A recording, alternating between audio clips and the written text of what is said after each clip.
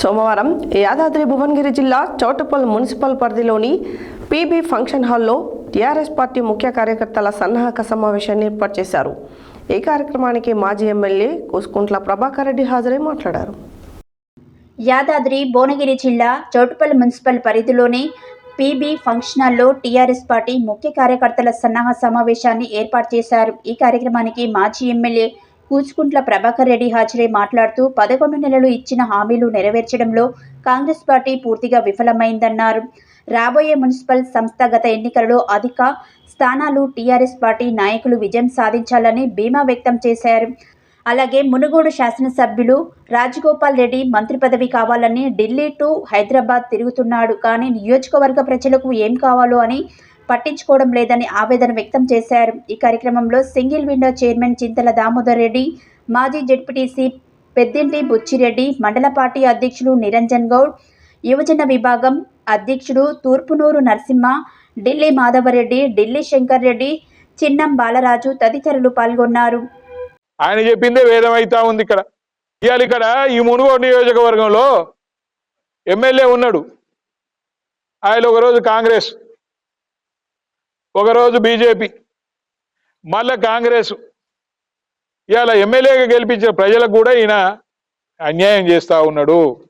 ఈయన ఆలోచించేది ఏంటంటే ఎంతసేపు మంత్రి మంత్రి మంత్రి మంత్రి అని కలవరించుకుంటే ఢిల్లీ హైదరాబాద్ తిరుగుతుండే తప్ప ఈ ప్రాంత సమస్యల గురించి కానీ, కృష్ణా నీళ్లలో మన వాటను ఆంధ్ర వాళ్ళు తీసుకుపోతా ఉన్నారు, మరి దాని గురించి ఏం అడగాలనే ఆలోచన కానీ అది లేదు. గతంలో ఈయన ఏదైతే ఉన్నాడో ఇరిగేషన్ మంత్రి, ఇప్పుడు ఉత్తమ్ కుమార్ రెడ్డి ఏదైతే ఉన్నాడో ఆయనని పోయి గంగిరెద్దులోడు అని ఇష్టం ఉన్నట్టు మాట్లాడింది.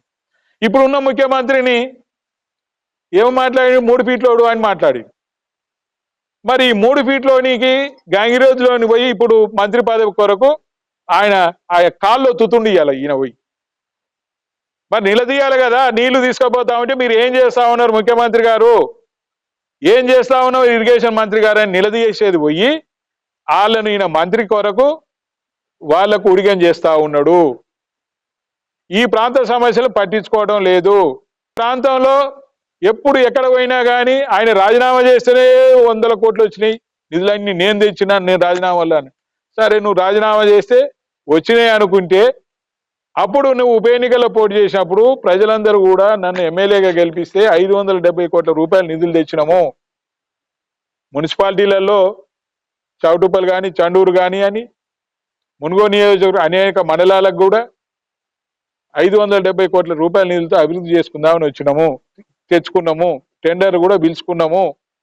కానీ ఆ పనులు కూడా ఎక్కడ కూడా నువ్వు నిన్ను ఎమ్మెల్యేగా ఇవ్వాలా అబద్ధ మాటలతోటి ప్రజలు మోసం చేస్తే, ప్రజలు మీకు ఓటేసి గెలిపిస్తే ఇవాళ ఆ నిధుల గురించి పట్టించుకుంటలేవు, పనుల గురించి పట్టించుకుంటలేవు, ఈ ప్రాంతానికి సాగునీళ్ళ గురించి పట్టించుకుంటలేవు, తాగునీళ్ళ గురించి పట్టించుకుంటలేవు. ఎంతసేపు నీ మంత్రి పదవి కొరకే ఆశపడుకుంటూ తిరుగుతా ఉన్నావు.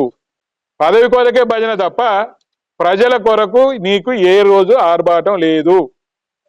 నీకు మంత్రి పదవి వచ్చేది లేదు, అది అయ్యేది లేదు. నువ్వు ఆఖరికి మంత్రి కాదుగా, కంత్రి కూడా కావు. ప్రజల కొరకన్నా ఈ ప్రాంత సమస్యల మీద నువ్వు స్పందించవని మేము విజ్ఞప్తి చేస్తా ఉన్నాం.